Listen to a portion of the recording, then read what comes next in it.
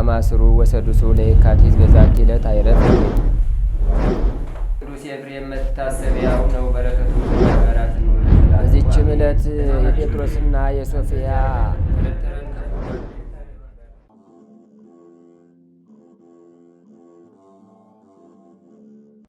በስመ አብ ወወልድ ወመንፈስ ቅዱስ አሐዱ አምላክ አማስሩ ወሰቡ ለወርኃ ግንቦት በዛቲ ላይ ታይረፍ አብ ቅዱስ ወአቢይ ወክቡር ኤጲፋንዮስ ኤጲስቆጶስ ዘቆጵሮስ።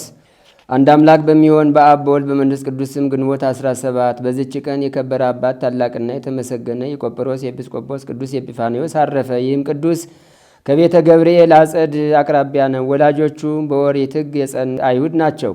እነርሱም ድሆች ናቸው። አባቱም ገባር ስለነበረ ይህን ቅድስና አንዲት እህቱን ሳያሳድጋቸው ሞተ። እርሱም አንድ ክፉ አህያ ነበረውና የተወላቸው እርሱን ነው። እናታቸውም የኦሪትን ትምህርት በማስተማር አሳደገቻቸው። እናቱም አህያውን እንዲሸጠውና ከእርሱም እንዲያርፍ በሽያጩም እንዲረዳ ኤጲፋንዮስን መከረችው። ሊሸጠውም ከአህያው ጋር ሲጓዝ አንድ ክርስቲያን ጻድቅ ሰው ስሙ ፊላታዎስ የሚባል ተገናኘው። ያንን አህያ ሊገዛ ወዶ ከኤጲፋንዮስ ጋር ቆሞ ሲነጋገር ያን ጊዜ አህያው ኤጲፋንዮስን ኩላሊቱን ረገጠው፣ በምድር ላይ ወድቆ ለመሞት ደረሰ። አባ ፊላታዎስም በመስቀል ምልክት ኩላሊቱ ላይ በስመ አብ ወወልድ ወመንፈስ ቅዱስ ብሎ አማተበ። ቅዱስ ኤጲፋንዮስም ያን ጊዜ ከሕማሙ ድኖ ተነሳ፣ ከቶ ምንም ሕማም እንዳልነካው ሆነ።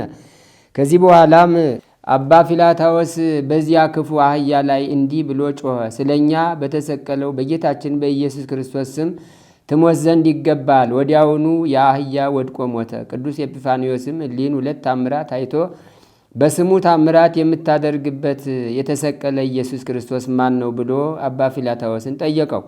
እርሱም እንዲህ ብሎ መለሰለት፣ የክብር ባለቤት የእግዚአብሔር ልጅ ኢየሱስ በኢየሩሳሌም አይሁድ የሰቀሉት ነው አለው። ይህም ነገር በቅዱስ ኤጲፋንዮስ ልብ ተቀረጸ።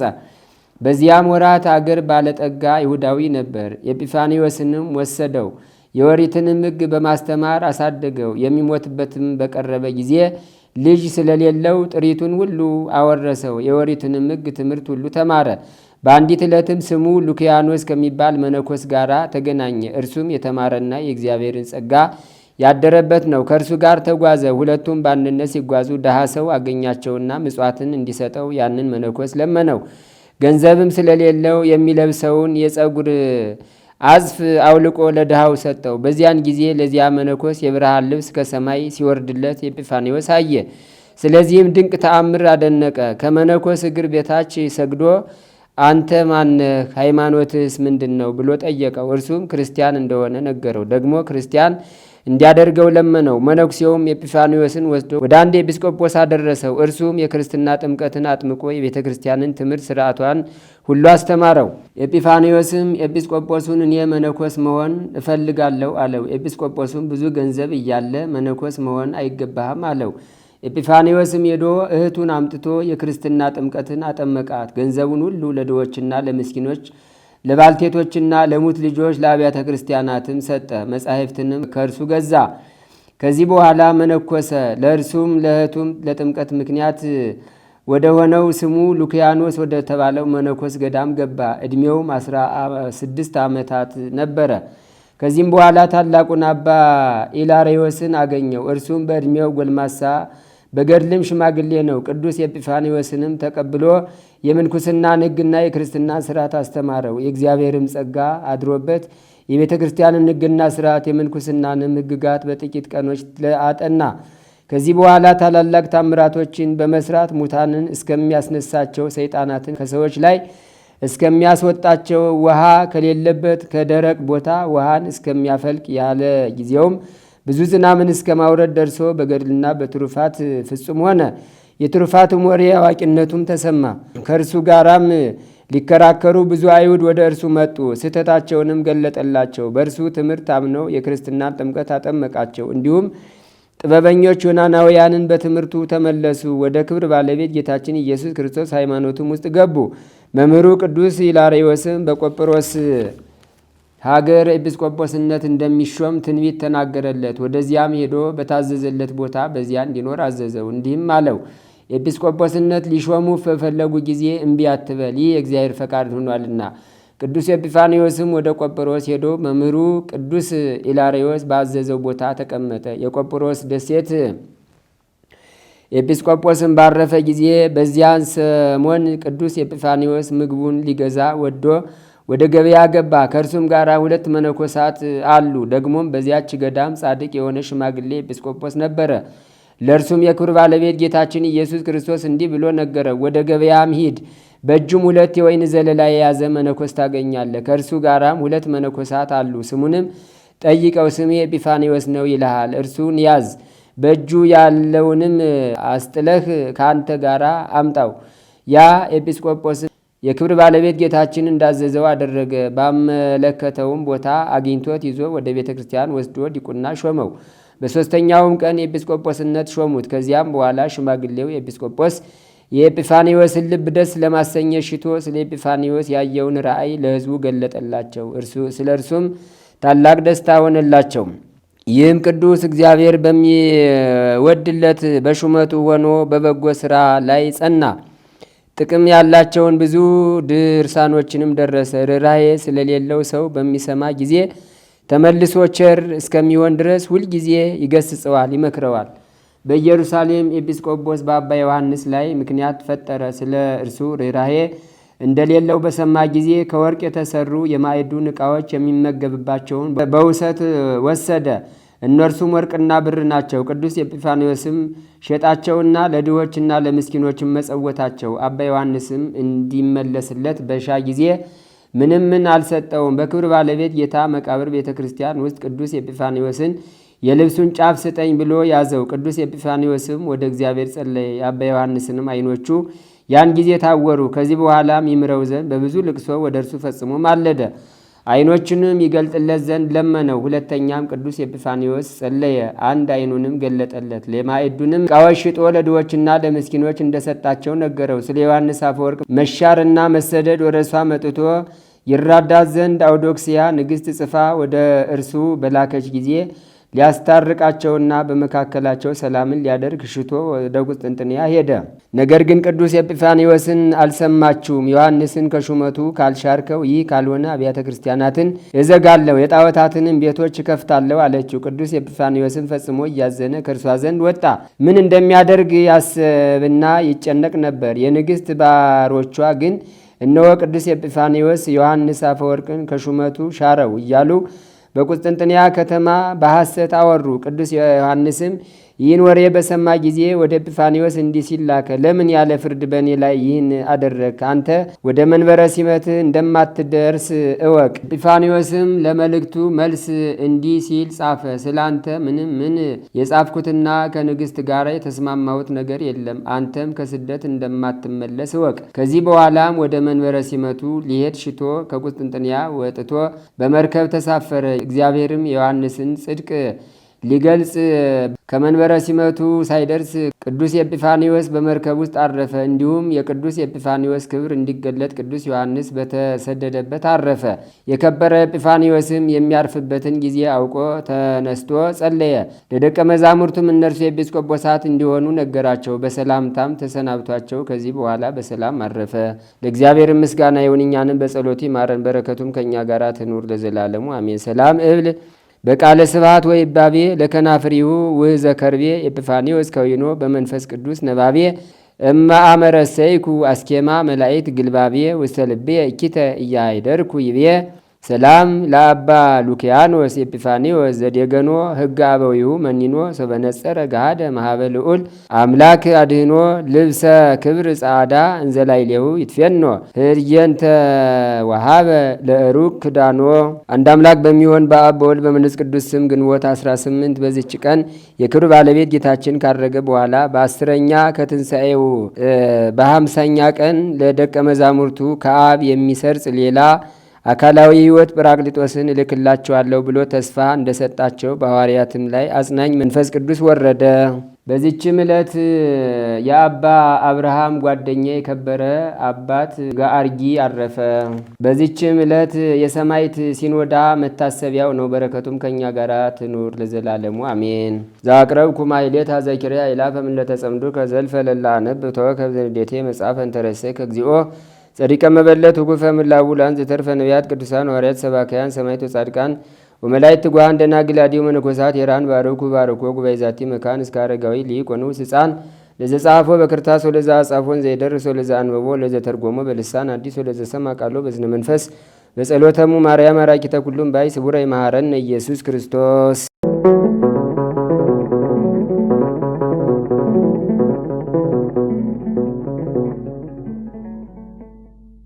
ተአምር ዘገብረ ብፁዕ ወቅዱስ እስጢፋኖስ ቀዳሜ ሰማዕት ሊቀ ዲያቆናት ገባሬ።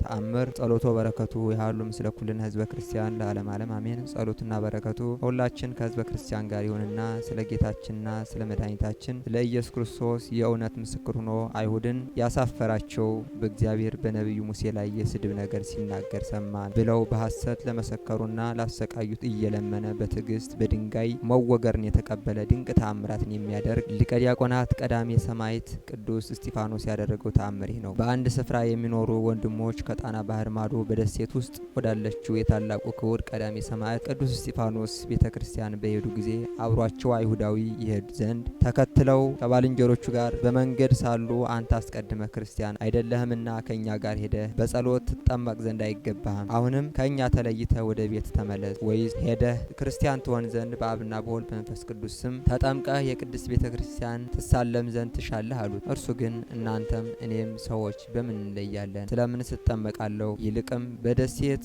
ቤተክርስቲያን እገባለሁ እንጂ ማንም ሊከለክለኝ ይችላል ሲል በትዕቢትና በመታጀር ተመልቶ መለሰላቸው።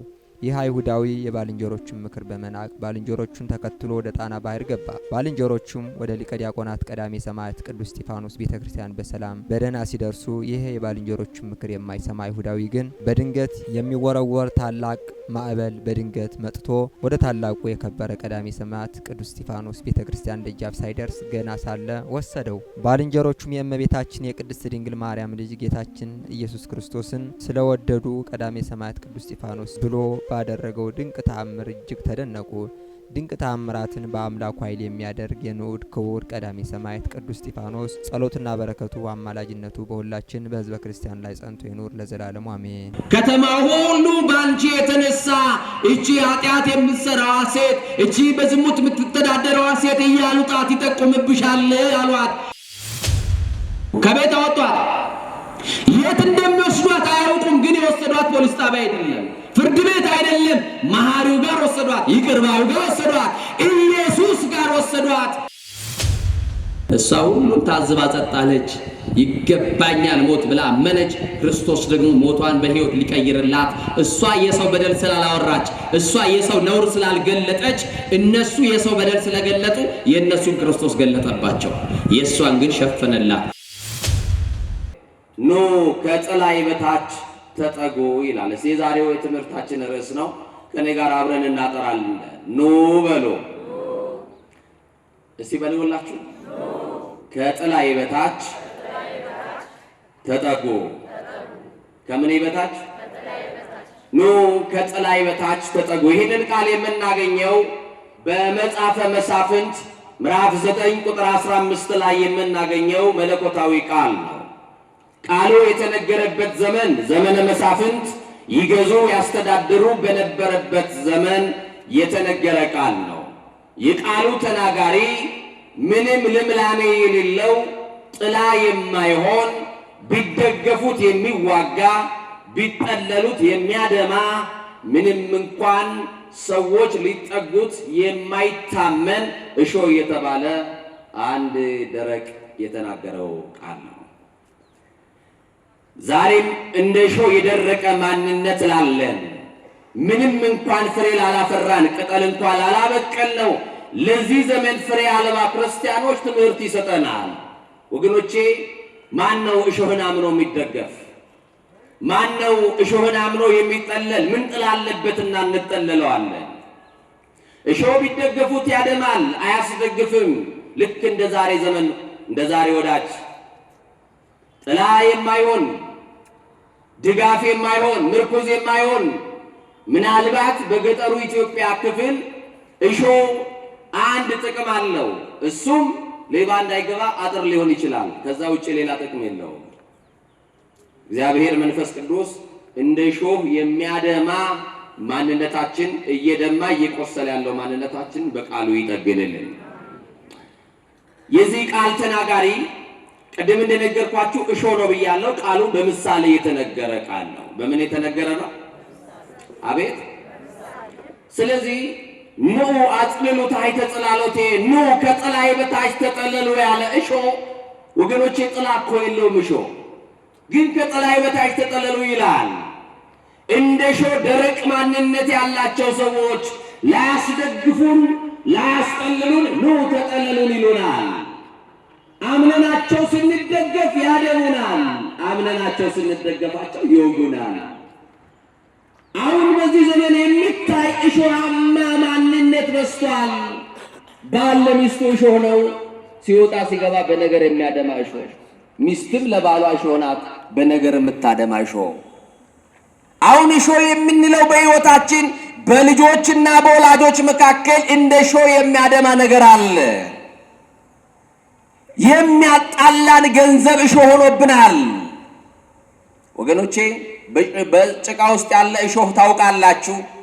ሲወጋ ሲያደማ አይታይም። ጉዳት ካደረሰ በኋላ ነው እግራችሁን ዳብሳችሁ ያንን እሾህ የምትነቅሉት። በሕይወታችን ሊነቀልልን የሚገባ እሾህ አለ። ጥላቻ እሾህ ነው። ክፋት እሾህ ነው። ምቀኝነት እሾህ ነው። ከሕይወታችን እንዲህ ያለ የክፋት እሾሆችን መድኃኔዓለም ነቅሎ ያውጣልን። ጥላ ሳይኖረው ተደገፉኝ ያለ እሾህ። ስለዚህ ማንን አምነን እንደገፍ ወገኖቼ? መደገፍስ እግዚአብሔርን። ማንን እንደገፍ ወገኖቼ?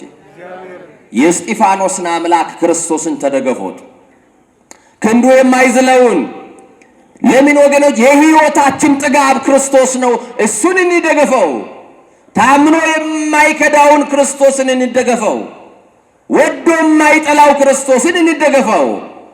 አፍቅሮ የማይከዳው ክርስቶስን እንደገፈው። ወረት አያውቅምና እንደገፈው። ክንዱ አይዝልምና እንደገፈው። አይሰለቸንምና እንደገፈው። ፊቱ አይጠቁርምና እንደገፈው። ጠዋት ብንመጣ ከሰዓት ብንመጣ ማታ ብንመጣ ከደጁ የማይሰለች ደግ አባት ነው፣ እንደገፈው። ከእናት እቅፍ የተሻለ እቅፍ አለው፣ እሱ ላይ ተደገፉ። የአባትን እልፍኝ የሚያስረሳ ቤት አለው፣ እሱን ተደገፉ። ስልጣናችሁን የተደገፋችሁ፣ ገንዘባችሁን የተደገፋችሁ፣ ቤተሰባችሁን የተደገፋችሁ፣ ዘመድ አዝማዳችሁን የዘር ሐረጋችሁን የተደገፋችሁ ተውት። መደገፊያ አይሆንም። መደገፍስ ሥላሴን፣ መደገፍስ አማኑኤልን፣ ምርኩዝ ማድረግ ኢየሱስ ክርስቶስን። ክብር ለስሙ ይሆን። ላስደገፈን በክንዱ ለደገፈን ለኢየሱስ ክርስቶስ ክብር ይሁንለት። ወገኖቼ ከሞት የከለለን ጌታ እኮ ነው፣ እንደገፈው። ነፃ ያወጣን፣ በዕረፍት ውሃ ዘንድ የመራን፣ በዕረፍት ጥላ ውስጥ ያስጠለለን ደግ አባት ክርስቶስ። ዛሬ ያላችሁበትን ሕይወት ታውቁት። ዛሬ ማያለቅስ አለ? ለቅሶ የበዛበት ሕይወት ነው የሁላችን ሕይወት። አንዱ ሲሞላ ሌላው ጎድሎ፣ አንዱ ጤናው ጎድሎበት ያለቅሳል፣ ሌላው ደግሞ ገንዘብ አጥቶ ያለቅሳል። ሞላልኝ ብሎ የሚያመሰግን የለም፣ ጎደለብኝ ብሎ የሚያለቅስ ብዙ ነው። የምናለቅስበት ጉዳይ ይለያይ እንጂ ሁላችን እያለቀስን ያለ ነው። መከራ በቤታችን አለ፣ ችግር በቤታችን አለ፣ አለመስማማት በቤታችን አለ፣ ልዩነት በቤታችን አለ። አልተግባባንም፣ በአንድ ቋንቋ አልተደማመጥንም። ቋንቋችን ተደበላልቆብናል። እናት የምታወራው ለልጅ አይገባውም፣ ቋንቋችን ተቀያይሯል። ወላጆችን ልጆች አያዳምጧቸውም። ባል የሚናገረውን ልጆች ሚስቶቻቸው ሚስት አትሰማውም ባሏን፣ ሚስትም ባልም ሚስቱን አይሰማትም። መግባባት አቅቶናል። የእግዚአብሔር ልጆች የዛሬው የትምህርታችን ርዕስ የያዝነውንና የተማመንበትን ለቀን እግዚአብሔርን ብቻ እንድንይዘው ነው። ማንን መያዝ ይሻላል? ማንን መያዝ ይሻላል? ነፃ ያወጣን ክርስቶስን እሱ ብንይዘው ይሻላል። ነፃነታችን ነው ክርስቶስ። ወደ እኔ የሚመጣውን ወደ ውጭ ከቶ አላወጣውም ያለ እሱ ብቻ ነው። ከያዘ የማይለቀው አማኑኤልን ያዘው። ከወደደ የማይጠላውን እሱም መያዝ ነው መድኃኔዓለምን። ይገርማችኋል፣ እንዲህ ብሎ ይጀምራል መጽሐፈ መሳፍንት ምዕራፍ 9 ቁጥር 1 የሮብዓም ልጅ አቤሜሌክ ወደ እናቱ ወገኖች ወደ ወንድሞቹ ወደ ሴኬም ሄደ ይለናል። አቤሜሌክ አባቱ በእርግና ያለ የዕድሜ ባለጸጋ ሽማግሌ ነበረ፣ ንጉሥ ነው። 2 ወንድ ልጆች አሉት። ታላቅየው በዘመነ መሳፍንት ታውቃላችሁ፣ ንጉሥ ቢሞት ልዑላኑን ልጆቹን ነው በወንበሩ በአባት ወንበር የሚተካው ታላቅ ልጅ ነው። ኢዮአታም የአባቱ አልጋ ወራሽ ሆኖ ሳለ አባቱን ገሎ መንገስ ፈለገ ይላል። ዛሬ መጠላለፍ አለ ወገኖቼ። ጥሎ ማለፉ በምቀኝነት ነው፣ በተንኮል ነው፣ በክፋት ነው፣ በአስማት ነው፣ በጥንቆላ ነው። ዛሬ የምናውቀው ነው። ይኸው እንቅፋት ማያስቀምጥ ማን አለ? ጠልፎ የሚጥል ድንጋይ በበር ላይ ያስቀምጣል። ሀይጥ እየገነዘ ያስቀምጣል። ያንተን እንጀራ ቀምቶ የሚበላ እየመሰለው ሰው ይመቀኛል። መቆምህን ሰው አይፈልግም። በአደባባይ መታየታችንን አይፈልጉም። ወገኖቼ እንዲህ ባለ የክፋት መንደር ውስጥ የምንኖረው እሱ ስላለ ነው። አማኑኤል ስላለን ያለ ነው። በዙሪያችን እንደከበቡን ክፉ ሰዎች ቢሆን ጠፍተናል። ውርደታችንን እንደሚፈልጉ ሰዎች፣ ጥፋታችንን እንደሚመኙ ሰዎች ቢሆን ኖሮ የለንም፣ አልቀናል። ያለነው እንደሱ ቸርነት ነው። የቆምነው እንደ አማኑኤል ቸርነት ነው። ኢዮአታምና አቤሜሌክ የአባታቸው ቤተ መንግሥት ውስጥ ይኖራሉ። አባታቸው ሸምግለዋል። ያረጀ ሁሉ አይሞትም፣ አትጠብቁ። ዛሬ እናቱ ሞታለት ቤት ቢወርስ የሚመኝ ልጅ አለ። አባቱ ሞቶለት ሀብቱን ቢወርስ የሚመኝ ልጅ አለ። ልጅ አባቱን ሞት ይመኛል። ዛሬ የምታውቁት ነው። ከሞቱም በኋላ ዛሬ የምትናውቀው አይደል? ሰለስት እንኳን በስርዓት ሳይለቀስ የተተከለው ድንኳን ሳይነቀል ለውርስ ልጆች ይገዳደላሉ። እንዲህ አይነት የክፋት ዘመን ላይ ነው ያለነው። እንዲህ አይነት ምቀኝነት፣ እንዲህ አይነት መጠላለፍ ላይ ነው ያለነው። ገንዘብ በልባችን ነክሶብናል። ወንድማችንን ለገንዘብ እንለውጠዋለን፣ እንሸጠዋለን። አያችሁ፣ አቤሜሌክ አባቱ ሊሞትለት ጠዋት አባቴ ለምን አይሞትም? ለምን የአባቴን ካባ ለብሼ ንጉሥ አልባልም ብሎ የወርቁን ካባ ለመልበስ የአባቱን ትንፋሽ ጠዋት ሄድና ያዳምጣል። መጽሐፍ ቅዱስ ላይ የተጻፈ ሐቅ ነው። ከኔ ጋር ናችሁ? የአባቱን የወላጅ አባቱን ሞት ፈልጎ አባቴ ለምንድን ነው ማይሞተው? እኔ ስለምንድን ነው ንጉሥ ማለት ነው ብሎ ትንፋሹን ያዳምጣል። አንዳንድ ጊዜ የታመመ ሁሉ የሚሞት የሚመስለን፣ አንዳንድ ጊዜ ያረጀ ሁሉ በሞት ሊጠራ የሚመስለን አለን። የሚጠበቀው በአልጋ እያለ ጤነኛውን እግዚአብሔር ሊጠራ ይችላል። ለሰው ሞት የሚደግሱ ሰዎች እነሱ ቀድሞ ሊጠሩ ይችላሉ። ለሰው ጉድጓድ የሚምሱ በቆፈሩት ጉድጓድ ውስጥ ሊወድቁ ይችላሉ። ልብ አድርጋችሁ ስሙኝ። ተከራይ እያለ የአከራይ ሬሳ ሊወጣ ይችላል። ሁሉም ተከራይ መሆኑን ማናወቀው? ይሄ ኮንትራት የኪራይ ዓለም እኮ ነው። 100 ዓመት ላንኖር እንጠላለፋለን፣ እንባላለን፣ እንጨቃጨቃለን፣ እንነታረካለን። ግማሽ ዘመናችን በጸብ ያልቃል። አንድ ቀን በፍቅር ሳንበላ፣ አንድ ቀን በስምምነት ሳንኖር፣ አንድ ቀን ሳንግባባ፣ አንድ ቀን እንደ ቃሉ ሳንኖር፣ አንድ ቀን ንስሐ ሳንገባ፣ ይኸው እየተመላለሳቸው አንድ ቀን ስጋውንና ደሙን ሳትበሉ ድንገት እንጠራ ይሆናል። አባቴ ሊሞት ስላልቻለ የእናቴን ወገኖች ቀስቅሼ እኔ ንጉሥ መሆን አለብኝ ብሎ አባቱን አስቀምጦ ወደ እናቱ ወገኖች ወደ ሰቂማ ወደ ሴኬም ሄደ ይለናል አቤሜሌክ። ወደ ሴኬም ሄደና ለእናቱ ወገኖች 70 የሆኑ የአባቴ ቤተሰቦች ከሚገዛችሁና እኔ አንዱ አቤሜሌክ ያጥንታችሁ ፍላጭ የስጋችሁ ቁራጭ እኔ ብገዛችሁ የቱ ይሻላችኋል አለ። ሰማችሁ? የሚለው ነገር እየገባችሁ ነው? እግዚአብሔር ከሁላችን ጋር ነው። እኔ ከምገዛችሁና 70 የሆኑት የአባቴ ቤተሰቦች ከሚገዛችሁ የቱ ይሻላችኋል አላቸው። እኔ ብገዛችሁ መኳንንት መሳፍንት አድርጌ በቤተ መንግሥት አኖራችኋለሁ። 70 የሆኑት ግን የአባቴ ቤተሰቦች ቢገዟችሁ በቤተ መንግሥት አላስገቧችሁም። የቱ ይሻላችኋል ብሎ ምርጫ ቀሰቀሰ። እንዲህ አሉታ፣ የአጥንታችን ፍላጭ የሥጋችን ቁራጭ አሉት። አሁን አንዳንድ ቀን ዝምድና ያጠበቅን እየመሰለን መንደር ውስጥ የወረድን ተራ ክርስቲያኖች አለን። ሰፊ ሀገር ይዘን መንደር ውስጥ ነው ያለነው። ዘር የምንቆጣጠር ጎሰኞች ሆንን፣ ጎጠኞች ሆንን፣ አጥንት ለቃሚ ሆንን፣ አጥንት ቆጣሪ ሆንን። ምን ያደርግልናል?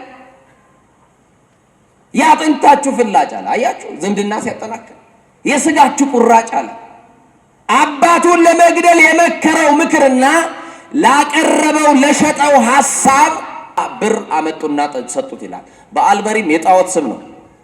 ከጣዖት ቤት ለጣዖት ከተቀመጠው ድሮ እናቶቻችን ታውቃላችሁ፣ መቼም ጨሌ ጣላችሁ ትበዛላችሁ። በሙዳይ ውስጥ የሚቀመጥ ጨሌ ሳንቲም ታውቃላችሁ። ሳናውቅ መቼም ለሞገስ አይደለም አይደል፣ ባለማወቅ በሙዳይ ውስጥ ስትቀመጥ የነበረች ሳንቲም፣ በሙዳይ ውስጥ ሲቀመጥ የነበረ ገንዘብ ቅቤ እንደጠጣ ሻክቶ አለ። በጣም እኮ የሚገርም ለበአልበሪም ለጣዖት የተቀመጠ ብር ነበረ። የጣዖትን ገንዘብ አነሱና እንካ ሐሳቤን ምን በል ፈጽምበት አሉት። ሐሳብ ይሸጣል አይደል? እኛ ጋር ሐሳብ ይሸጣል ታውቃላችሁ። ሐሳቡን ነገራቸው፣ ሐሳብ ሸጠላቸው፣ ብር ሰጡት ማለት ነው። 70 ብር። ስንት ብር? 70 ብር። ያንን 70 ብር አመጣና 70 ወሮ በሎችን ቀጠረበት ይላል። ምኖችን? እኔ አይደለም የምለው መጽሐፉ ነው የሚላቸው። ወሮ በሎች በሉስ። ምኖች? ወሮ በሎች። ቀጥሎ መጽሐፉ እንዲላቸዋል ምናምንቴዎች ይላቸዋል። ምኖች? ምናምንቴዎች። 70 ብር 70 ሰዎች ተገዙ። ለእያንዳንዱ አንድ ብር ተሰጣቸው ማለት ነው። 1 ብር የተሰጠው ሰው ከአቤሜሌክ ጎን ቆመና የምታዘንን ትእዛዝ እንፈጽማለን ሲሉት ወደ አባቴ ቤተ መንግስት አብረን እንሄዳለን፣ ከጥበቃ ጀምሮ ያለውን ሁሉ እያረድን እየገደልን ወደ ውስጠኛ ወደ አባቴ ክፍል እንገባለን። አባቴ አርጅቷል፣ ወደ ገቡ ጎብጧል፣ አይኑ ሞጭሙጯል፣ ጆሮቹም ከመስማት ፈዘዋልና የአባቴን ካባ በግዳው ልቄ እነክሳለሁ አለ። እግዚአብሔር ካላስቀመጠ ወንበር ላይ መቀመጥ የለም። የእናቴ ልጅ ስልጣንም እሱ ሲያስተካክል ነው። እውነት ሐሰት? እሱ ያስቀመጠውንም ደግሞ የሚያነሳው እሱ ነው። እና ይገርማችኋል፣ ሁሉ ተዘናግቶ ባለበት ሰዓት 70 ሰዎችን ድንጋይ የያዙ ሰይፍ የጨበጡ 70 ወሮበሎችን 70 ምናምንቴዎችን ይዞ ወደ ቤተ መንግስቱ ገባ። ያገኙትን ሁሉ እየገደሉ ወደ ውስጠኛው ክፍል ሲገቡ አባት ልጁ ምን እንደሚሰራ አያውቅም ነበረ። ልጁ እንዳመጸበት አያውቅም ነበረ። ዛሬ ወላጆቻችን ላይ አላመጽንም፣ አልፈንስ እግዚአብሔር ላይ አላመጽንም። አሁን ለእግዚአብሔር ተመችተነዋል እና ልጁ የሚያደርገውን ነገር አያውቅም። አባቱ በዙፋኑ ላይ ጎብጦ ተቀምጧል። አይኖቹ ማየት አቅቷቸው ፈዘዋል። ባጎነበሰበት የአባቱን አንገት አረደና ገደለ። አባቱን ገደለ። አባቱ ላይ ጨከነ። ዛሬ እየሰማን አይደል? አዲስ ነገር አልሆነብንም። ኢትዮጵያውያን ድንበር ሰብሮ የመጣ ጠላት ሳይኖር እርስ በርስ አልተገዳደልንም። ምን አዲስ ታሪክ ነው? ምንም የሚያሳቅቅ ነገር አይደለም። ለምደነዋል መጠላለፉን፣ መገዳደሉን። ይሄው እኛ እያደረግነው ያለውን የቀረን ኃጢአት ምን አለ? እስቲ ያልተገበርነው ያልፈጸምነው በእኛ ዘመን ያልሆነ ኃጢአት ምን አለ? ሁሉን ጨርሰናል እኮ ወገኖቼ። አያችሁ፣ አባቱን ገደለው። ከዛ ኢዮአታም ታናሽ ወንድሙ በመንጦላይቱ ስር ተደብቆ ያየዋል። ልጅ በአባቱ ላይ ጨከነ። ተጨካከልን። ልባችንን አማኑኤል በፍቅር ያራራልን ወገኖቼ። እና ከዛ በኋላ ኢዮአታም እንዲህ አለ፣ ወንድሜ አባቴን ለመግደል ድፍረት እንዳገኘ እኔ ታናሽ ወንድሙንም ለስልጣን ሲል ይገለኛል፣ ለገንዘብ ሲል ያጠፋኛል ብሎ ወደ ገሪዛን ተራራ ሸሸ ይላል። ለገንዘብ ብሎ። ገንዘብ መኖሪያ አይሆንም። እስቲ በሉ እናንተ ገንዘብ መኖሪያ አይሆንም በሉ። ትዳርም መኖሪያ አይሆንም። ይሆናል። ብዙ የሰበሰብንለት ብዙ የደከምንለት መኖሪያ አይሆንም። ጎተራ ይጎርላል። አያችሁ፣ የሰበሰብነው ይበተናል። ብዙ የደከምንለት የሰበሰብነው ይጎላል። ባለጠጋም ይደህያል፣ ነጋዴም ይከስራል። ለዓመት ብለን የሰበሰብነውም በዕለት ይበተናል። ለሰርግ ብለን ያስቀመጥነውም ለለቅሶ ይሆናል። አይ ገንዘብ እናቴ ስንቱን አጫረሰ። በወንድማማች መካከል ጸብ ዘራ፣ የሚፋቀሩት ላይ ጸብ ዘራ። እናትን ከልጇ ለየ ገንዘብ፣ ልጆችን ከወላጆቻቸው በተነ ገንዘብ። ለውርስ ገንዘብ ብላችሁ የተጣላችሁ የእናትሽን ልጅ ይቅር አልልም ብለሽ በቂምና በበቀል ያላችሁ ክርስቲያኖች ታረቁ። ምን ርስት አለን? መቆያ እኮ ነው ምድር፣ መኖሪያ አይደለም። ትተነው የምንሄደው ጥለነው የምናልፈውን ዓለም ወንድምን ይቅር ብለህበት ኑር። ቢበድልህም ይቅር በለው። ክርስቲያን ከሆንክ ክርስቶስን የምታመልክ ከሆነ ተመሃሩ ምኔ እስሜ የዋህ ውእቱ ልበ ያላለም ጌታ። ከእኔ ተማሩ እኮ አለን ጌታ። ትሕትናን ከእሱ እንማራለን። ለገዳይ የራራው ክርስቶስን አስቡታ። ከክርስቶስ የተማረውን እስጢፋኖስንም አስቡት። ለገዳዮቹ ጌታ ሆይ ኃጢአታቸውን አትቁጠርባቸው፣ የሚያደርጉትን አያውቁም ይቅር በላቸው ብሎ ለገዳዮቹ ምሕረት የለመነው ታላቁን ሰማዕት እስጢፋኖስን አስቡት። አንተ ለምን አቃተህ ወንድምህን ይቅር ለማለት? እህቴ ለምን አቃተሽ እህትሽን ይቅር ለማለት? የእናትህን ልጅ ጓደኛህን፣ ባልንጀራህን፣ ክፉ ቀን ያለፍክባትን እምቢ ለምን አልካት? ታዲያ እግዚአብሔር እንዴት ይቅር ይለናል? አያችሁ፣ ነዋይ፣ ዝና፣ ቁንጅና መኖሪያ አይሆንም። መኖሪያችን የዘላለም አምላክ እግዚአብሔር ነው። ክብር ለስሙ ይሁን። መኖሪያችን እሱ ነው። የእንጀራችን አድራሻ ሥላሴ ነው። እንጀራችን የተጋገረው ሰማይ ነው። ሰዎች አቀብለውን የበላነው እንጀራ የለም። እኛ ተቀብለን የበላነው ከሥላሴ እጅ ነው። እና ይገርማችኋል፣ ኢዮአታም ወደ ገሪዛን ተራራ፣ አቤሜሌክ ግን ወደ ሴኬም ሸሸ። ወዴት ነው ሽሽታችሁ? ጠዋት ወደ እግዚአብሔር፣ ማታ ወደ ዓለም። ችግራችሁን ለእግዚአብሔር ነግራችሁ በደስታችሁ ሳታዲያ ለምን ለእግዚአብሔር ትሸሻላችሁ? በጉድለታችሁ እግዚአብሔር ጋር መጥታችሁ አልቅሳችሁ ሲሰጣችሁ፣ ሲያደላድልላችሁ፣ ሲሞላላችሁ ወደ ዓለም ለምን ትሄዳላችሁ? ጀርባችሁን ለዓለም ለእግዚአብሔር፣ ፊታችሁን ለዓለም ትሰጣላችሁ ወገኖች። ዓለም እኮ የራሷን ራሷ አትወድም። ዓለም እኮ የቀረባትን ሁሉ ታስለቅሳለች እንጂ እንባ ማበስ አትችልም። ዓለም እኮ ጥላ መሆን አትችልም። የኃጢአት ዳዋ የበላችሁ የኃጢአት አሩር ያጠወለጋችሁ ንዑ አጽልሉ ታሕተ ጽላሎቴ ያለው እሾሃማው ነው። ግን ወገኖቼ እግዚአብሔርን መጥለል አቅታችሁ በዓለም ያላችሁ፣ ዛሬ በለቅሶ ሸለቆ ያላችሁ፣ ዛሬ ከነቋጠሯችሁ ያላችሁ ሰዎች ችግራችሁ ተፈቶላችሁ ኑሯችሁን ሊስተካከል ከፈለጋችሁ አንድ ምዕራፍ ከእግዚአብሔር ጋር ኖሮ። ኢዮአታም ወደ ገሪዛን ተራራ ሸሸ። ክርስቲያን መከራ ሲደርስበት ወደ ተራራው ይሸሻል። ሐዘን ሲኖርበት፣ ችግር ሲደርስበት፣ አያችሁ ችግሩን ወደሚፈታ ወደ እግዚአብሔር ይሮጣል። አንዳንድ ጊዜ ደህና ቤተሰብ ስላለን ወደ ቤተሰባችን እንሮጥ ይሆናል። አንዳንድ ጊዜ ባለስልጣን ስለምናውቅ ወደዛ ልንሄድ እንችላለን። አያችሁ ወደ እውነተኛው ጌታ ወደ አማኑኤል እንጂ መሮጥ። ወደ ገሪዛን ተራራ ሸሸ። እንዲህ አለ እያለቀሰ፣ የአባቱን ሐዘን በተራራው ላይ ተቀመጠ። እናንተ የሴኬም ሰዎች እግዚአብሔር እንዲሰማችሁ ስሙኝ አለ። እስቲ እናንተ በሉ፣ እናንተ የሴኬም ሰዎች በሉ፣ እግዚአብሔር እንዲሰማችሁ ምን በሉ? ስሙኝ። ድጋሚ እስቲ ከኔ ጋር፣ እናንተ የኢትዮጵያ ሰዎች እግዚአብሔር እንዲሰማችሁ ስሙኝ። እናንተ ኢትዮጵያውያን በልዩነት ያላችሁ በጸብ በክርክር ዘመናችሁ እያለቀ ነውና ስሙኝ። እናንተ ኢትዮጵያውያን ወንድማችሁን ይቅር ማለት አቅቷችሁ ድንበር ሰብሮ ጠላት ሳይመጣባችሁ እርስ በርሳችሁ የተጣላችሁ ያላችሁ ኢትዮጵያውያኖች ስሙኝ። እናንተ የሴኬም ሰዎች እግዚአብሔር እንዲሰማችሁ ስሙኝ አለ። ማን እንዲሰማችሁ? ሰላም እንዲሆንላችሁ ኢትዮጵያውያኖች ስሙኝ። ፍቅር እንዲበዛላችሁ ኢትዮጵያውያኖች ስሙኝ። እሳቱ እንዲበርድላችሁ እናንተ ኢትዮጵያውያኖች ስሙኝ። ጦርነቱ በሰላም እንዲሆን እንዲቀየርላችሁ እናንተ ኢትዮጵያውያኖች እግዚአብሔርን ስሙ።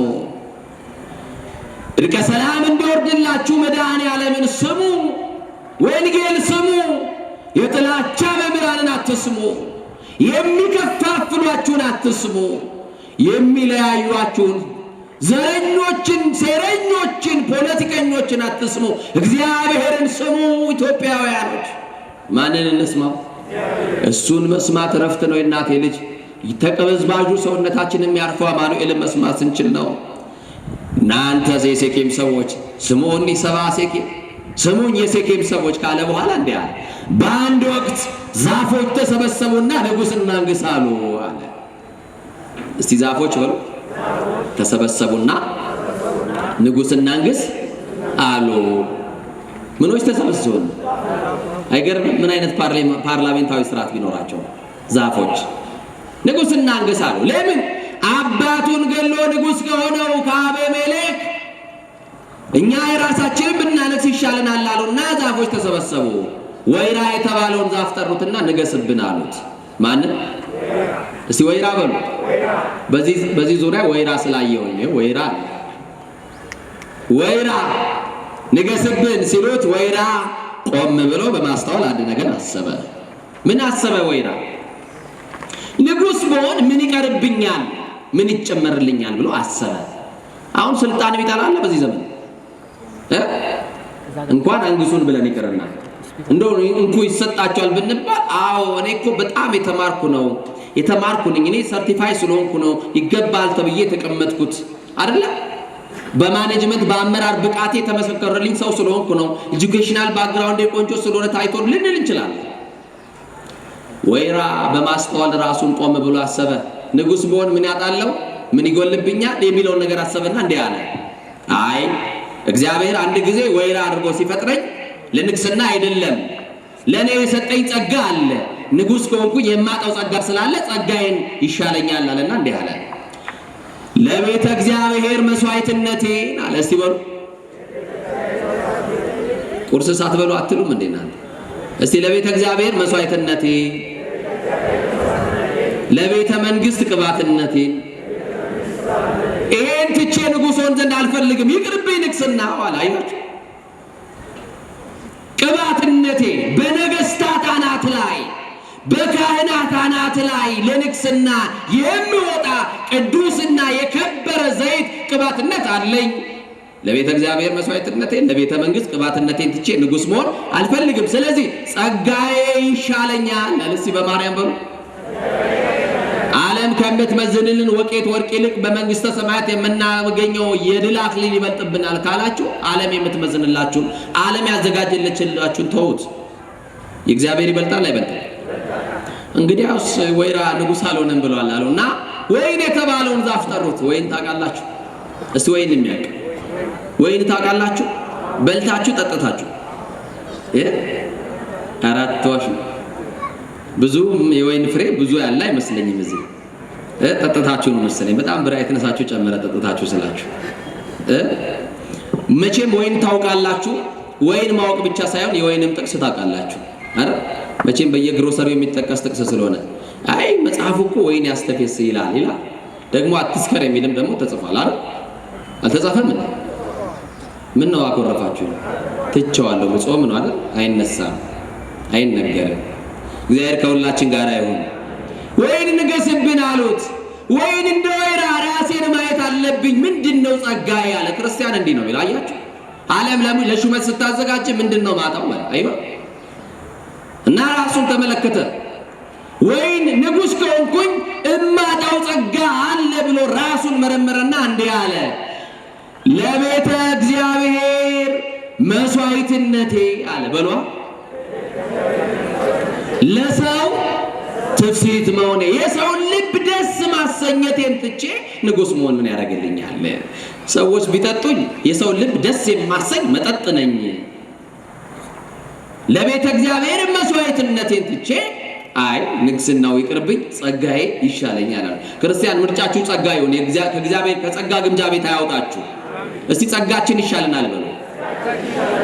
አያችሁ፣ እግዚአብሔር ካስቀመጠ ሰዎች አያነቃንቋችሁ። እውነት ሐሰት? እግዚአብሔር ከሾመ የሰው ጭብጨባ አያወርዳችሁም። እውነት ሐሰት?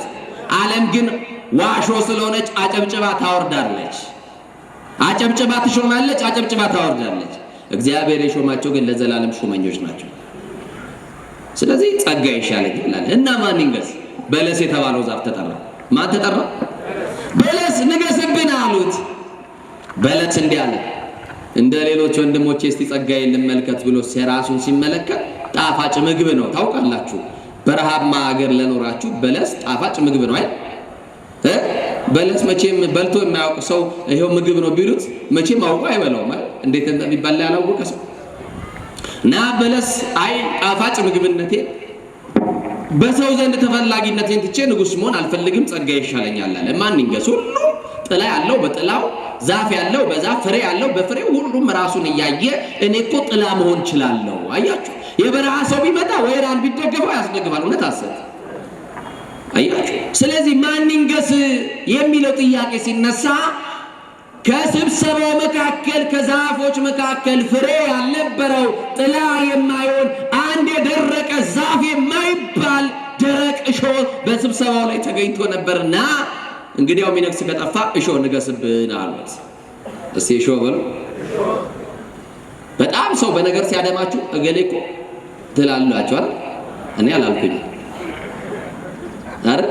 በጣም ሰዎች ነገረኞች ሲሆኑ እንደው አንዳንድ ጊዜ ከምላሳችን ከአንደበታችን የሚወጣ ቃል ከእሾህ በላይ የሚያደማና የሚዋጋ ነው። ታውቃላችሁ፣ ብዙዎቻችን የሰው ምላስ ፈርተን በጓሮ የምንወጣ መንገድ የቀየርን ሰዎች እንኖራለን አይደል? ሲያልፉ ጣል የሚያደርጉብን ቅስም የሚሰብር አንገት የሚያሰብር ተስፋ እንድንቆርጥ በእግዚአብሔርም ጭምር እግዚአብሔርን ደጅ በመጥናታችን ጭምር ምን አደረገልን እግዚአብሔር እያሉ ከአንደበታችን ቃል እየወረወሩ ከቀስት በላይ የሚናደፍ ምላስ ያላቸው ሰዎች አሉ። አያችሁ። እና እሾህ ንገስብን አሉት። እሾህን አምኖ እሾህ እኮ ጥላ የለው ማንን ያስጠልልና ደረቅ እኮ ነው። እሾህ በትዕቢት እንዲህ አለ። ዛፍ ያለው እንዲህ ይላሉ አባቶች፣ ፍሬ ያለው ዛፍ ምን ይላል? ዘንበል ይላል። እውነት አሰብ ንገሩኝ እንጂ ትህትና የሌለበት ሰው ጎንበስ ይላል እንዴ? ንገሩኝ እንጂ። አያችሁ፣ ሁሉ በትህትና ራሳቸውን እምቢ አይገባንም፣ በጸጋ ከብረናል፣ እግዚአብሔር የሰጠን ጸጋ ይሻለናል ብለው እምቢ አሉ። ንጉሥ ሁን ሲሉት እሾህ አልጠበቀም። እንዲህ አለ፣ ታነግሱኝ ከሆነ ከዶግ ከእሾህ እሳት ይውጣ፣ የሊባኖስን ዝግባ ያቃጥለው ካለ በኋላ ኑ አጽልሉ ታሕተ ጸላሉት ያላቸው፣ ኑ ከጥላይ በታች ተጠለሉ አላቸው። ምን ጥላለው? እሾህ አለው። እሾህን ያመኑት 70 የሩበአል ቤተሰቦች የአቤሜሌክ ቤተሰቦች ናቸው። እሾህ የተባለው አባቱን የገደለው አቤሜሌክ ነው። ቤተ መንግስቱ ስልጣን ሰጣቸዋለሁ፣ መኳንንት መሳፍንት አደርጋቸዋለሁ ብሎ ወደ ቤተ መንግስት ይዟቸው ሄደ እንጂ ስልጣንም አልሰጣቸውም። ሰማችሁኝ አይደል? አንድም ነገር ያደረጋላቸው ነበረ። እያስለቀሰ ለ3 ዓመት እየገረፈ ገዛቸው። ለ3 ዓመት ግን ኢዮአታም በተራራው ላይ አለቀሰ። የኢዮአታምን ለቅሶ ሰማ። የኢትዮጵያውያኖችንም የእናቶቻችንን እንባ አማኑኤል ይስማ። እንባን የሚያብስ እግዚአብሔር በእውነት ከጉንጮቻችን ላይ እንባን ያብስልን። ከኢትዮጵያ ምድር ላይ እግዚአብሔር መከራን ያርቅልን። መፈናቀልን፣ ጦርነትን፣ ልዩነትን እግዚአብሔር ከሀገራችን ያንሳልን። ከ3 ዓመት በኋላ እግዚአብሔር በአቤሜሌክ መንግስት ላይ እሾህ በተባለው በአቤሜሌክ መንግስት ላይ ክፉ መንፈስን ሰደደ ይላል። የማያግባባ መንፈስ፣ ቋንቋ የሚያደበላልቅ መንፈስ፣ ሰላም የሚነሳ ረፍት የሚነሳ መንፈስን ሰደደ። ከዛስ አንዱ የሚናገረውም አንዱ ማድመጥ አቃተው። እርስ በርስ ተከፋፈሉና ጦርነት አወጁ። አቤሜሌክም ተዋግቻ አሸንፋለሁ ብሎ በትዕቢት ተነሳ። እግዚአብሔር ግን ፈረደ ይላል። እግዚአብሔር ይፍረድ። ይፈርዳል አይፈርድም? ፍርድ ከማን ነው? ፈረደ እግዚአብሔር። ማን ነው? አቤሜሌክ ሊዋጋ በፈረስ ላይ ጋሻና ጦሩን ይዞ ሲወጣ እግዚአብሔር በሴት ላይ ጣለው ይላል። በማለት ወገቡን ሊፈትሽ ከፈረሱ ወርዶ እንደተቀመጠ መጅ የተባለው ድንጋይ ከወንዝ ውስጥ ለቅማ አምጥታ በራሱ ላይ በአናቱ ላይ ጣለችበት። እሱ እጁን በአባቱ ላይ ያነሳ፣ እግዚአብሔር ደግሞ ሴት በሱ ላይ እጁን እንድታነሳ አደረገ። እግዚአብሔር የበቀል አምላክ ነው። እግዚአብሔር የምን አምላክ ነው? በቀል ማን ነው? በሴት ላይ አናቱን ገምሳ ደሙን አፍስሳ ጣለችው። በሞትና በሕይወት መካከል ሆኖ ማን ነው አናቴን የመታው ብሎ ሲመለከት አጠገቡ የቆመች ሴት ናት፣ ጦር ያልያዘች። ጋሻ ያልያዘች፣ ሰይፍ በእጇ ያልያዘች፣ በድንጋይ ጎልያድን በጠጠር የጣለ እግዚአብሔር አቤሜሌክን በድንጋይ ያስመታው እግዚአብሔር። አያችሁ። እዛ በኋላ ወታደሮች ደረሱ። እባካችሁ እናንተ የኔ ወታደሮች ሴት ገደለችው ተብሎ በዘመኔ ታሪኬ እንዳይበላሽ በሰይፋችሁ ልቤ ላይ ቆሙና ግደሉኝ ብሎ ለምናቸው ይላል። አያችሁ። ሰይፍ ያነሱ በሰይፍ ይጠፋሉ። የሞት ድግስ የደገሱ ለነሱም የሞት ድግስ ይደገስላቸዋል። በሰው በር ላይ የሐዘን ድንኳን የጣሉ ነገም እነሱ በር ላይ ይጣልላቸዋል። ወገኖቼ ክፋት አይጠቅመንም፣ መጣላት አይጠቅመንም፣ መለያየት አይጠቅመንም። ይጠቅመናል ወገኖች፣ በማርያም ይጠቅመናል። እና ወታደሩ ተነሳና ሰይፍ ይዞ በንጉሱ ላይ በሚያደማው ላይ ሾህ በተባለው ላይ አባቱን በገደለው ላይ ሰይፉን ይዞ በራሱ ላይ ቆመበት፣ ገደለው ይላል። ፍርድ ማን? ዮሐንስ ወንጌል ምዕራፍ 8 ላይ ስትመጡ አንድ በምንዝር የተያዘችን ሴት አገኘን ብለው አትኖሪም ብለው በሯን ከፍታ እንድትወጣ ተደረገች። ታውቃላችሁ ታሪኩን። አይ እግዚአብሔር ፍርድ ይገርመኛል። እነሱ በዚህ ሰፈር ስማችን በአንቺ የተነሳ ጠፍቷል ነው የሚሏት። ለምን? ዝሙት ሰርታለች ነው፣ አመንዝራለች ነው። ከተማው ሁሉ ባንቺ የተነሳ እቺ ኃጢአት የምትሰራዋ ሴት፣ እቺ በዝሙት የምትተዳደረዋ ሴት እያሉ ጣት ይጠቁምብሻል አሏት። እነሱ በተለያየ ቀን ግን ከዚህ ሴት ጋር በኃጢአት ወድቀዋል። የእነሱ በደል እንዳይገለጥባቸው ስለፈሩ እሷን ገድለው ከአካባቢያቸው ሊያርቁ ከሰፈር ሊያርቁ ወሰኑና በፍርድ ሸንጎ በራሳቸው የፍርድ እንግዲህ ሎየሮች ይባላሉ በዘመኑ ቋንቋ ሕግ አጥንተናል የሚሉ ቋንቋቸው አርቲክል የታጀበበት ቋንቋ የወንጀለኛ መቅጫ ነው። እንዲህ ነው እንዲህ ላለው እንዲህ አይነት ቅጣት ነው ይላሉ። እንደዚህ አይነት ሰዎች ደግሞ አንዳንድ ጊዜ ቤተክርስቲያን አካባቢ አይጠፉም። ቤተክርስቲያን ፍርድ ቤት ሳትሆን ሐኪም ቤት ናት። የበደለ ሰው ምሕረት የሚያገኝባት እንጂ የምንካሰስባት ቤት አይደለም። ጣት የምንጠቋቁምባት፣ የሰው ወንጀል የምንቆጣጠርበት፣ የሰው ኃጢአት ዘርዝረን እንደ ብቅል የምናሰጣበት ቤት አይደለም። ሁላችን እዚህ የገባ ነው ተሸፍኖልን ነው። እውነት አሰብ እና ያቺ ሴት በምንዝር ተይዛለች ብለው በሯን አንኳኩቶ ከቤት ጎትተው አወጧት። ድጋሚ ወደ ቤትሽ አትመለሽም፣ በሞት አርቀን ልንገልሽ ነው ብሎ አሏት። ሞት ያወጀባት ጠላት ነው። እግዚአብሔር ደግሞ የሞትን አዋጅ ገልብጦ በሕይወት የሚያቆም ደግ አባት ነው። ማን ሞት ያልታወጀበታል? ማን ያላማረትበታል? አያችሁ። ጥፋታችንን ውርደታችንን የሚፈልጉማ እልፍ ሰዎች አሉ በዙሪያችን። አማኑኤል ስላለ ነው፣ ቅድም ነግራቸዋለሁ። እሱ ስላለ ነው ያለ ነው። ከቤት አወጧት። የት እንደሚወስዷት አያውቁም። ግን የወሰዷት ፖሊስ ጣቢያ አይደለም፣ ፍርድ ቤት አይደለም፣ መሐሪው ጋር ወሰዷት፣ ይቅርባው ጋር ወሰዷት፣ ኢየሱስ ጋር ወሰዷት። የተሻለው ዳኛ ነዋ። ግራና ቀኝ ሰምቶ አይደለም የሚፈርደው። ልብና ኩላሊት ያመላለሰውን ያውቃል መድኃኔዓለም። አያውቅም ወይ? በምድር ላይ ዳኝነት ታውቃላችሁ። በሐሰት ምስክሮችም ማርያምን ገብርኤልን ብለው መጽሐፍ ቅዱስ ይዘው መጣው ምለው ሊያስፈርዱብን ይችላሉ፣ ሊከሱን ይችላሉ፣ ሊወነጅሉ ይችላሉ። ያላዩትን አለየን፣ ያልሰሙትን ሰማን ሊሉ ይችላሉ። አማኑኤል ግን አይነግሩትም። ያውቃል አያውቅም? ማይምር ኅቡዓት ክርስቶስ ያውቃል። ከሐሳብ አስቀድሞ የሚያውቀውም ቅድመ ሕሊና ኩሎ ያአምር የተባለ እግዚአብሔር ያውቃል። አዋቂ ነው እግዚአብሔር። እና ከዛ በኋላ ኢየሱስ ክርስቶስ ጋር ወሰዷትና እንደዚህ ብለው ከሰሷት። ከሊቅ እስከ ደቂቅ፣ ትንሽ የለ ትልቅ የለ አረጋዊ የለ የተማረ የለ ጨዋ የለ ሁሉ አለ። ይቺ ሴት ስታመነዝር ነው ያገኘናት። በድንጋይ ተወግራ እንድትገደል ሙሴ ሕግ ሰርቶልናል። አንተ ስለሷ ምን ትላለህ አሉ። ሕግ ካላቸው ሙሴ ሕግ ከሰራ የሙሴን ሕግ የሚያስከብሩ ከሆነ ለምን ኢየሱስ ጋር አመጧት? አንዳንድ ጊዜ ጉዳዮቻችን በገዳዮቻችን እጅ እንዳይወድቅ እግዚአብሔር ሲያስመልጠን ወደ ራሱ ያመጣናል። እዚህ ያመጣን እኮ ሊያስመልጠን ነው። ከሞት መንጋጋ ከሞት መንደር ነው ያስመልጠን። አሁን እዚህ ትንሽ ደቂቃ ስለተቀመጣችሁ እንዳትሰለችሁ። አሁን እዚህ ትንሽ ደቂቃ ስለቆማችሁ እንዳትሰለችሁ። ምን አይነት ሞት እንዳለፈላችሁ ምን ታውቃላችሁ? በመንገዳችሁ ላይ ምን እንዳሳለፈላችሁ ምን ታውቃላችሁ? ወገኖቼ አያችሁ፣ ጠብቆን ነው በቤቱ ያስቀምጠን። ከሌሎችም መርጦን ነው እግዚአብሔር በቤቱ ያስቀምጠን። እና አጠር አድርጌ ስነግራችሁ ጌታ ዝም ብሎ ክሷን ሰማ። ሁሉም ነው የፈረደባት። ያልተናገረ አንድም ሰው አልነበረም። እና አንተ ስለሷ ምን ትላለህ? አንተ ስለ ወንድም ምን ትላለህ? ወንድሜ እህትሽ በሌለችበት ስለ እህትሽ ምን ታወሪያለሽ? ጥሩ እናወራለን፣ ከጀርባ በጎ እንላለን። እስቲ እየጾምን ያለ ነው፣ በጎ እናወራለን ስለ ወዳጆቻችን። አናማቸው አንከትፋቸውም፣ አንቆራርጣቸውም፣ በሐሜት ቢላዋ አንዘለዝላቸው። አያችሁ እና አንተ ስለሷ ምን ትላለህ ሲባል ጌታ እንዲህ ያለ ከእናንተ መካከል ኃጢአት ያልሰራ ንጹሕ ነኝ ብሎ የሚያምን ሰው ካለ ቀድሞ በድንጋዩ ገራት አለ። ቀድሞ ምን ይበላት?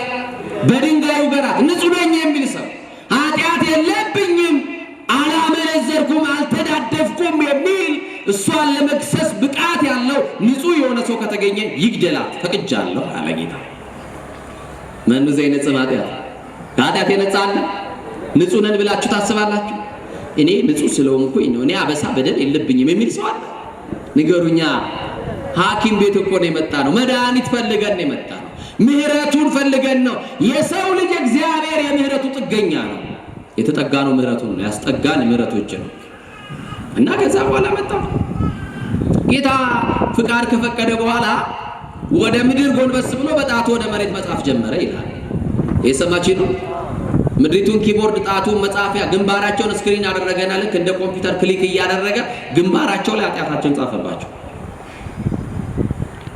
የሷ ብቻ ተሸፈነ። እሷ የሰው በደል አልገለጠችምና አሁን እቺ ሴት ጌታ ሆይ እንደው እኮ ዝም ብለው ነው የሚከሱኝ የሚፈርዱብኝ፣ በተለያየ ቀን እየመጡ ከኔ ጋር በሬን እያንኳኩ በምሽት በዝሙት ወድቀዋል ብላ ብትገልጥባቸው የሷም ኃጢአት አብሮ ይገለጥ ነበረ። እሷ ሁሉን ታዝባ ጸጣለች። ይገባኛል ሞት ብላ አመነች። ክርስቶስ ደግሞ ሞቷን በሕይወት ሊቀይርላት እሷ የሰው በደል ስላላወራች፣ እሷ የሰው ነውር ስላልገለጠች፣ እነሱ የሰው በደል ስለገለጡ የእነሱን ክርስቶስ ገለጠባቸው። የእሷን ግን ሸፈነላት። እስቲ በደሌ ተሸፍኖልኛል ምትሉ፣ ኃጢአቴ በምሕረት ተሸፍኖልኛል ምትሉ፣ ስለሸፈነልን ስለ እግዚአብሔር እስቲ ክብር ይሁንለት። እግዚአብሔርን አመስግኑ። ማን የተመሰገነው? የሸፈነልን ማን የተመሰገነው? የደበቀልን ማን የተመሰገነው? ያልገለጠብን ማን የተመሰገነው? የከተተልን ማን የተመሰገነው? እዛ በኋላ ግንባራቸው ላይ ሲለጠፍ እንደምታውቁት የኔ ግንባር ላይ ተጻፈው ሌላ ሰው ካላነበበን የኔን ግንባር ላይ መስታወት ፊት ካልቆም ባላውቀው አንዱ የአንዱን ኃጢአት ሲመለከት ድንጋያቸውን በጌታ እግር ስር እያስቀመጡ ሁሉ ልቅ ብለው ጠፉ። ሁሉም ከተበተኑ በኋላ ገዳዮቿ ድንጋይ ጥለው ከጠፉ በኋላ መሐሪውና ያቺ ምሕረት የምትፈልገው ያቺ ኃጢአተኛ የተባለችው የተከሰሰችው ሴት ከክርስቶስ ጋር ብቻ ከቆመች በኋላ ጌታ ቀና ብሎ አያት ይላል። ዛሬም በምህረቱ ቀና ብሎ ያያቸው።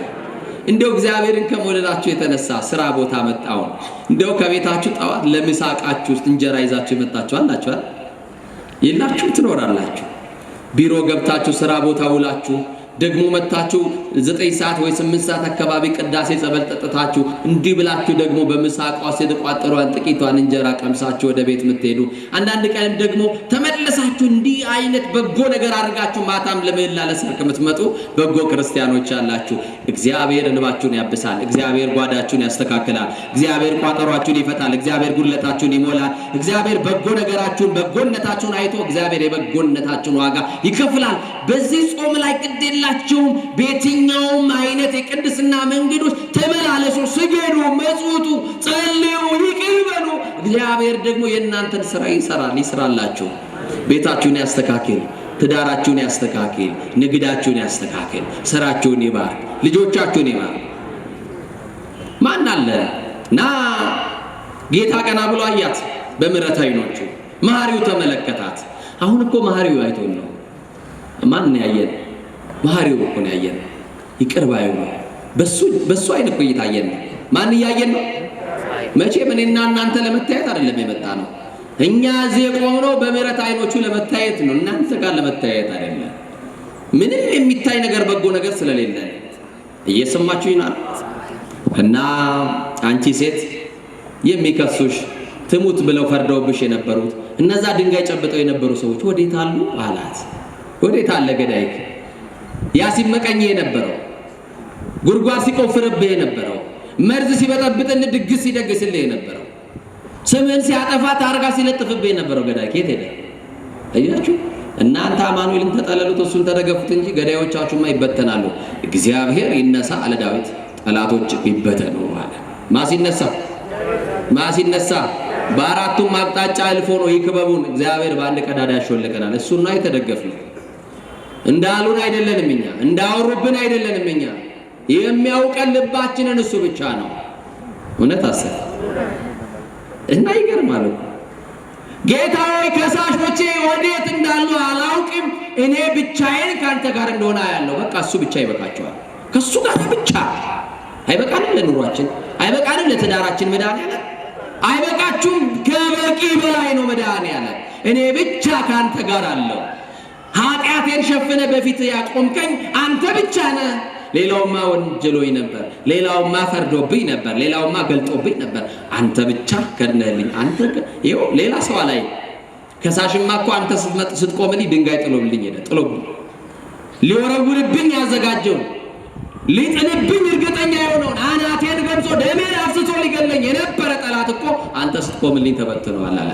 እሱ ይቆምና በዙሪያችን እንደ ደመና የተከበቡንን ጠላቶቻችን ይበትንልን እና ማንም የለ ብቻዬን ነኝ። ምን ነው እስቲ ብቻዬን ነኝ። በብቸኝነት የማይተዋቸው አማኑኤል ከእናንተ ጋር ነው። እስቲ ከኔ ጋር ማጥፋት ስትችል ያዳንከን በሉ። ጉስቁልናን የምትለውጥ የድሆች ቀን በሉ። ጎኑ ባዶ ለሆነው ጽኑ ረዳት በራሱ የሞተ ባንተ የሚድንብህ እልልታ ከቤቱ ለራቀው ዝማሬ የምትሰጥ የሚሸፍን እውነት ያለ ከባቴ አበሳ መድኃኒዓለም ማዕበል ላስጨነቀው ወደቡ ትልቅነትህ ኩራት የሌለበት ፈቃድህ ሁሉን የሚገዛ ለተመረዘች ነፍሳችን መድኃኒት የኑሮ ጩኸት ሲያስጨንቀን ጸጥታችን በሞት ቀጠና የምታኖረን ጥላችን መደገፊያችን መታመኛችን የቅዱሳን አምላክ የድንግል ማርያም ልጅ መድኃኒዓለም ሆይ በአንተ የሕይወት ጥላው ስለተጠለልን እናመሰግናለን። ክብር ሁሉ ለስምህ ይሁን። አምላከ ቅዱስ እስጢፋኖስ ከሁላችን ጋር ይሁን። አምላካችን ኢየሱስ ክርስቶስ የሰማነውን በዝን ልቡናችን ይጻፍብን፣ ከቅዱሳን ረድኤት በረከት ያሳትፈን፣ ሰላም ቀን ያውለን፣ በዓሉን የበረከት በዓል ያድርግልን። አምላካችን ቅድስት ተዋሕዶ ሃይማኖታችን አስፋልን፣ ምእመናንን በሃይማኖት አበርታልን። የሰላም አምላክ ሰላምን ስጠን። ቀኑን ባርከ ቀድሰ በሰላም አውለን። አቡነ ዘበሰማያት ይትቀደስ ስምከ ትምጻእ መንግሥትከ ወይኩን ፈቃድከ በከመ በሰማይ ከማሁ በምድር ሲሳየነ ዘለለ ዕለትነ ሀበነ ዮም ወኅድግ ለነ አበሳነ ወጌጋየነ ከመ ንሕነኒ ንኅድግ ለዘአበሰለነ ኢታብአነ እግዚኦ ውስተ መንሱት አላ አድኅነነ ወባልሐነ እምኩሉ እኩይ እስመ ዚአከ ይእቲ መንግሥት ኃይል ወስብሐት ለዓለመ ዓለም። በሰላመ ቅዱስ ገብርኤል መልአክ ኦ እግዝእትየ ማርያም ሰላም ለኪ ድንግል በሕሊናኪ ወድንግል በሥጋኪ እመ እግዚአብሔር ጸባኦት ሰላም ለኪ ቡሩክት አንቲ እምአንስት ወቡሩክ ፍሬ ከርሥኪ ተፈሥሒ ፍሥሕት ኦ ምልዕተ ጸጋ እግዚአብሔር ምስሌኪ ሰአሊ በጸልይ ምህረታ በፍቅር ወልኪ ኢየሱስ ክርስቶስ ከመ ይስራኤለነ ኃጣውኢነ ተማኅፀነ ብኪ ኦ ተወካፌ ንስሐ ወሰራይ ኃጢአት ኢየሱስ ክርስቶስ ስረይ ኃጢአትየ ወኃጢአተ ኩሉ ሕዝብ ከማይሠራ ኃጢአት እግዚአብሔር ይፍታ። ንቁ ሚዲያ ለተመልካቾቹ ከሚያደርሳቸው ዕለታዊ ሳምንታዊና ወርሃዊ ዝግጅቶች መካከል የየዕለቱን ስንክሳር ወርሃዊና ዓመታዊ የቅዱሳን ገላትና ድርሳናትን በኢትዮ ማህበር የዩቲዩብ ቻናል ያቀርባል። የየዕለቱን ስንክሳር ባሉበት ሆነው በማድመጥ እንዲሁም ወርሃዊና ዓመታዊ የቅዱሳንን ዜና ሕይወታቸውን በማድመጥ ከቅዱሳኑ በረከትና ረድኤት እንዲያገኙ ንቁ ሚዲያ የሁል ጊዜ ምኞቱ ነው። በየዕለቱ የሚለቀቁ ዜና ቅዱሳንን ላይክ፣ ሼርና ሰብስክራይብ በማድረግ አገልግሎቱን ይደግፉ። ንቁ ሚዲያ ርቱ የቤተ ክርስቲያን ልሳን